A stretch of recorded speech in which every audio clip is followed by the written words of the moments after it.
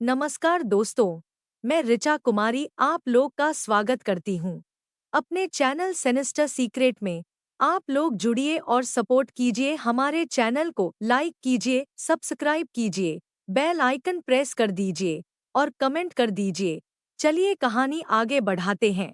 कभी इश्क में दीवाना बना देने वाला वही आशिक जब पति बना तो हत्यारा बन गया। 8 साल पहले उसने अपने घर वालों से लड़कर अपनी प्रेमिका के लिए सब कुछ कुर्बान कर दिया। वो बात जो किसी को डराए तब मोहब्बत की मिसाल लगती थी। अगर तू किसी और से बात करेगी तो तुझे मार डालूंगा। प्रेमिका को लगता था यही तो सच्चा प्यार है जो किसी और को उसके करीब भी नहीं देख सकता। लेकिन वक्त बदला, रिश्ता बदला और वही लफ्ज जो कभी मोहब्बत के थे अब वही प्यार, नफरत और दर्द की चीख में बदल गए। एक मासूम बेटे की मौजूदगी में कैसे टूटा एक रिश्ता और हुआ एक ऐसा हादसा जिसने रूह तक को हिला दिया। तो क्या था पूरा मामला? आखिर ऐसा क्या हुआ उन दोनों के बीच? चलिए जानते हैं। बागपत जिले के शहर कोतवाली के ठाकुर ग्राम मोहल्ले में रहने वाला 30 वर्षीय प्रशांत चौधरी ओला कैब चलाता है। दूसरी ओर 28 वर्षीय नेहा उपाध्याय सहारनपुर की रहने वाली थी। तकरीबन 8 साल पहले दोनों ने 7 फेरों के साथ अपनी मोहब्बत को नाम दिया। लेकिन इस रिश्ते की नींव तो उससे भी पहले रखी जा चुकी थी, जब दो अजनबी दिलों ने एक दूसरे की धड़कनों को महसूस करना शुरू किया था। कहते हैं, जब दो दिल सच्चे इरादों से जुड़ते हैं तो फासले बस एक वजह बन जाते हैं और हालात केवल एक कहानी। प्रशांत होलिका चौक के पास स्थित एक मेडिकल स्टोर पर काम करता था और नेहा पास ही के एक कॉस्मेटिक सेंटर में अपने सपनों को आकार दे रही थी। हर रोज की छोटी छोटी मुलाकात धीरे धीरे दिल के तारों को छूने लगी। वो मुस्कुराहट, वो इशारे और वह संकोच भरे लम्हे कब एक गहरी दोस्ती और फिर बेपनाह प्यार में ढल गए किसी को खबर ही नहीं हुई। वो पहली नज़र जो शायद आखिरी तक याद रह जाए। उनकी आंखों ने एक दूसरे की आंखों में अपना घर देख लिया था। धीरे धीरे उन्होंने साथ जीने और मरने की ख्वाहिशें बुन ली। नेहा भी देखने में बेहद खूबसूरत थी। उसकी आंखों में एक ऐसी मासूमियत थी जो सीधे दिल में उतर जाए और साथ ही ऐसा आत्मविश्वास जो उसकी सोच की गहराई को बयां करता था। वहीं प्रशांत के व्यक्तित्व में एक अलग ही कशिश थी। उसके चेहरे पर सादगी की एक शालीन परत थी जिसके पीछे छिपी समझदारी और आत्मीयता हर किसी को खींच लेती थी। उस वक्त नेहा महज 20 साल की थी और प्रशांत की उम्र करीब 22 या 23 साल के आसपास। यह उम्र का वही खुशनुमा दौर जब दिल पहली बार धड़कना सीखते हैं और नज़रों की हर मुलाकात किसी अनकहे जज्बे को जन्म देती है। धीरे धीरे दोनों के बीच बातचीत का सिलसिला चल पड़ा, कभी नज़रों की शरारतें, कभी लाज भरी मुस्कानें, और फिर वो लम्हा आया जब दिलों की दीवारें टूट गई। लेकिन मोहब्बत की राह कब आसान हुई है? प्रशांत एक जाट परिवार से था, जबकि नेहा एक ब्राह्मण घराने से ताल्लुक रखती थी। जाति की दीवारें ऊंची थी और सामाजिक परंपराओं की जंजीरें भी मजबूत। जब दोनों ने पूरे हौसले से अपने अपने घर वालों को यह बताया कि वह एक दूसरे के बिना नहीं रह सकते और शादी करना चाहते हैं, तो जवाब साफ था, यह शादी नहीं हो सकती। हम इस रिश्ते के खिलाफ हैं। नेहा के घर वालों को यह रिश्ता कभी भी मंजूर नहीं हुआ।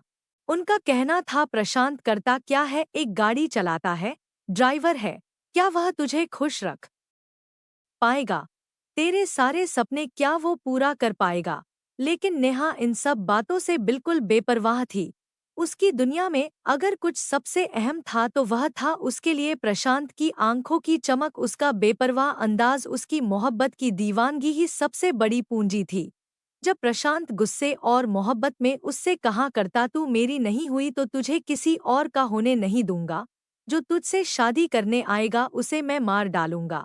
और अगर तू किसी और से बात करती नजर आई तो तुझे भी मैं जिंदा नहीं छोड़ूंगा। यह शब्द सुनकर उस उम्र में, जब नेहा महज 19 या 20 साल की थी, उसके दिल में एक अलग ही हलचल उठती थी। उसे लगता था यही तो सच्चा प्यार होता है, ठीक वैसा ही जैसा फिल्मों में दिखाते हैं, जहां नायक अपनी प्रेमिका के लिए किसी भी हद तक जा सकता है। नेहा ने अपने परिवार की मर्जी के खिलाफ जाकर सिर्फ प्यार के नाम पर घर से भागकर कोर्ट मैरिज कर ली और फिर कुछ ही दिनों बाद लौटकर बागपत आ गए। शुरुआती दिन किसी सपने से कम नहीं थे। नेहा और प्रशांत ने एक छोटे से किराए के मकान में जिंदगी की नई शुरुआत किया, सपनों के साथ, उम्मीदों के साथ। फिर कुछ वक्त बाद उनके आंगन में खुशियों की किलकारियां गूंजी। उनका बेटा आर्यन चौधरी दुनिया में आया। अब वे सिर्फ एक प्रेमी जोड़ा नहीं थे बल्कि माँ बाप बन चुके थे। आर्यन अब लगभग 4 साल का हो चुका है। नेहा अपने बेटे, सास और पति के साथ उसी किराए के मकान में रह रही थी, लेकिन अब वह मोहब्बत वाली दुनिया पीछे छूटती जा रही थी। हकीकत की जमीन पर खड़े होकर नेहा को समझ आने लगा था कि जिंदगी महज जज्बातों से नहीं चलती है। प्रशांत, जो कभी नेहा के लिए सब कुछ था, अब पहले जैसा नहीं रहा। वह अब ओला कैब तो चलाता था, लेकिन शराब का आदी बन चुका था। जो भी पैसा घर आता वह नशे की लत में बह जाता था। नेहा के कंधों पर अब सिर्फ घर नहीं, एक बच्चे की परवरिश और एक बिखरते रिश्ते की जिम्मेदारी भी थी। उसे एहसास हो चुका था कि अब अकेले प्यार से पेट नहीं भर सकता। नेहा शादी से पहले भी काम कर चुकी थी, इसलिए उसने फिर से कमर कस लिया। एक फैक्ट्री में नौकरी शुरू की ताकि बेटे की परवरिश और घर की जरूरतें पूरी की जा सके। नेहा ने अपने कंधों पर आई हर जिम्मेदारी को समझते हुए फैक्ट्री में काम शुरू किया। वहां और भी कर्मचारी थे, कुछ पुरुष कुछ महिलाएं। नेहा ने ना तो खुद को किसी से अलग किया, ना ही किसी के करीब होने की कोशिश किया। वह हमेशा की तरह हर किसी के साथ सहज और सम्मानजनक व्यवहार करती रही। लेकिन अब यही सामान्य बातें प्रशांत की आंखों में चुभने लगी। वह नेहा की कमाई तो चाहता था, मगर उसके आत्मसम्मान और सामाजिक स्वतंत्रता को हजम नहीं कर पा रहा था। हर दिन उसे यही डर सताता, कहीं नेहा किसी और से तो नहीं जुड़ रही। उसका शक अब नेहा की हर बात, हर मुस्कान, हर फोन कॉल में झांकने लगा था। नेहा जितनी मेहनत करती, घर चलाने की कोशिश करती, उतना ही प्रशांत का शक और गुस्सा बढ़ता जा रहा था। अब उनके बीच रोजाना झगड़े होना आम बात हो गई थी। कभी किसी सहकर्मी का जिक्र, तो कभी किसी अजनबी की नज़र भी बहाना बन जाती थी। दरअसल वह जुनून जो कभी नेहा को खास महसूस कराता था, तू सिर्फ मेरी है, किसी और से बात भी मत करना, अब एक जहरीली जंजीर बन चुका था। वो मोहब्बत अब मोहब्बत नहीं रही थी, बल्कि एक ऐसी भावना बन गई थी जहां नेहा की इच्छाओं, आज़ादी और सोच के लिए कोई जगह नहीं थी। यह भी एक कड़वा सच है। कुछ पुरुषों के मन में यह गलतफहमी घर कर जाती है कि अगर यह लड़की मुझसे फंस सकती है तो किसी और से भी फंस सकती है। यह सोच प्यार की नहीं, बल्कि गहरी असुरक्षा और स्वामित्व की भावना की उपज होती है। जहां भरोसा दम तोड़ देता है, रिश्ते की बुनियाद में दीमक लगना शुरू है। प्रशांत के दिमाग में यह विचार गहरे तक बैठ चुका था। यही सोच अब उसकी हर हरकत पर हावी हो गई थी। वो अब नेहा की हर मुस्कान में, हर बातचीत में, हर छोटी सी देर में शक का कारण ढूंढने लगा था। नेहा की हर बात पर सवाल उठाना, गुस्से में आकर अपमान करना उसकी आदत बन चुकी थी। घर अब वह स्थान नहीं रहा था जहां सुकून मिलता, जहां प्रेम का एहसास नहीं होता, बल्कि वह अब झगड़ों, चीख पुकार और अपमान की गवाह बन चुका था, जो नेहा को भीतर से तोड़ कर रख देते थे। थक कर, टूट कर, तंग आकर नेहा ने एक दिन निर्णय लिया। वह अपने बेटे आर्यन के साथ मायके ठाकुरगरा लौट आई। मां रंजीता ने उसे सहारा दिया और दोनों ने मिलकर किराए के एक छोटे से मकान में नया जीवन शुरू किया। नेहा ने आर्यन को अपने पास रखा, उसे स्कूल भेजना शुरू किया और खुद भी काम करती रही, ताकि बेटे की पढ़ाई और घर की जरूरतें पूरी कर सके। यह सब 1 साल पहले की बात है।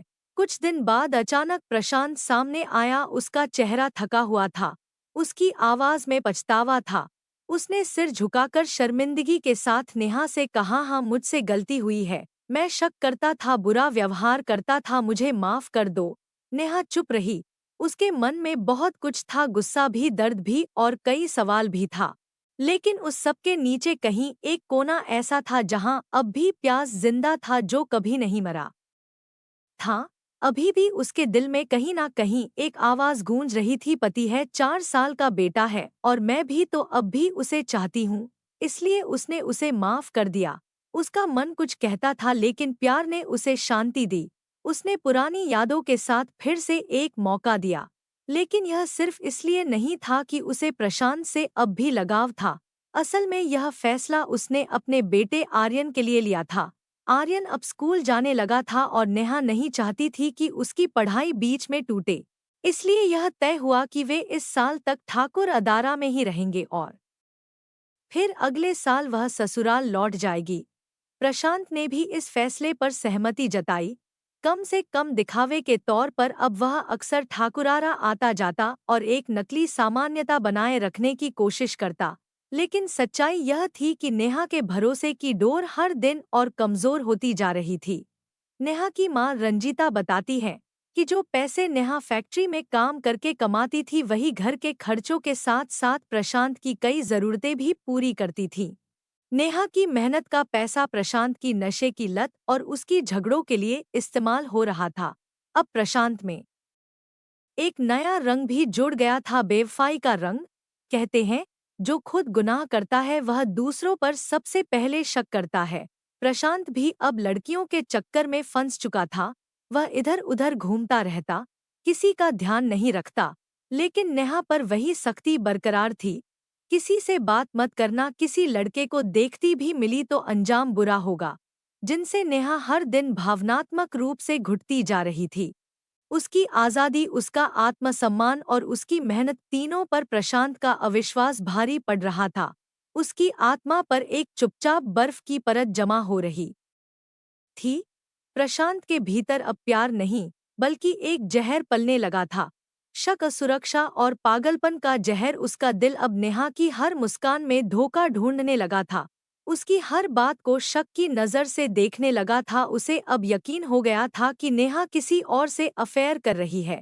एक दिन उसकी शक की मानसिकता ने उसे और भी खतरनाक बना दिया। उसने नेहा का व्हाट्सएप हैक कर लिया।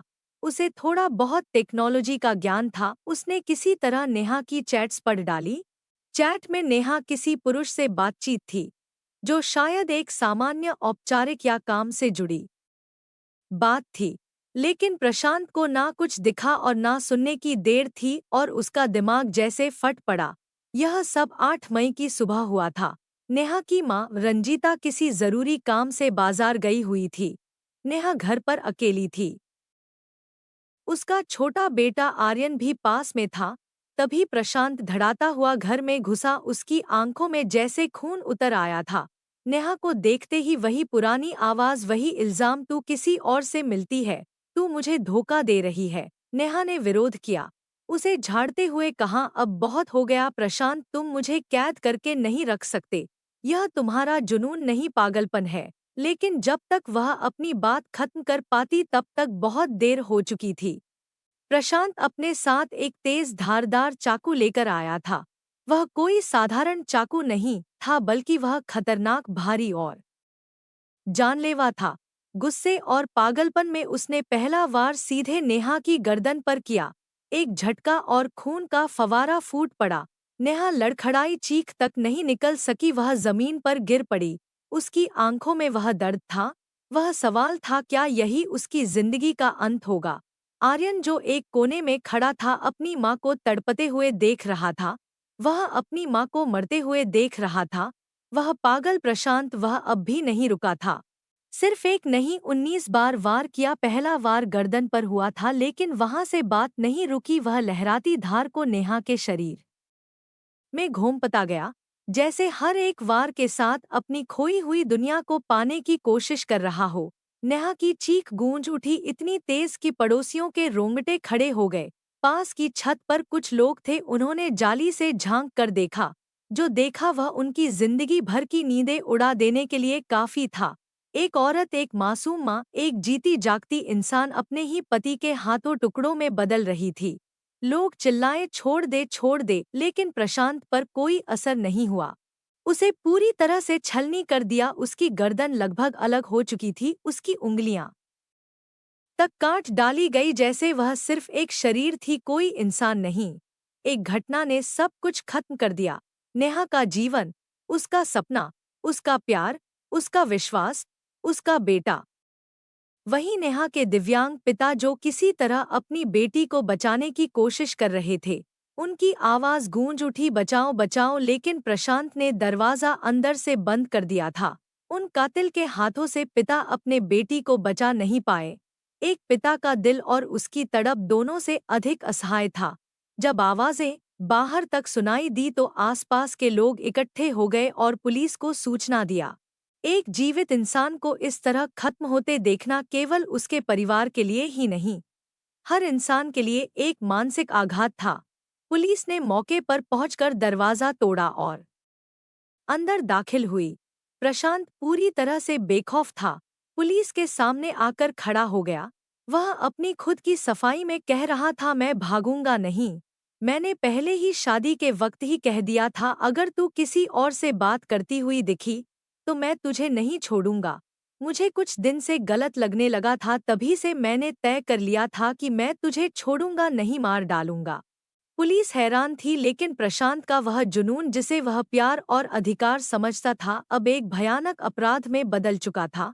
वह खुद को सही ठहरा रहा था, मानो यह सब कुछ एक सामान यह घटना हो, जैसे उसने कोई जिम्मेदारी पूरी की हो।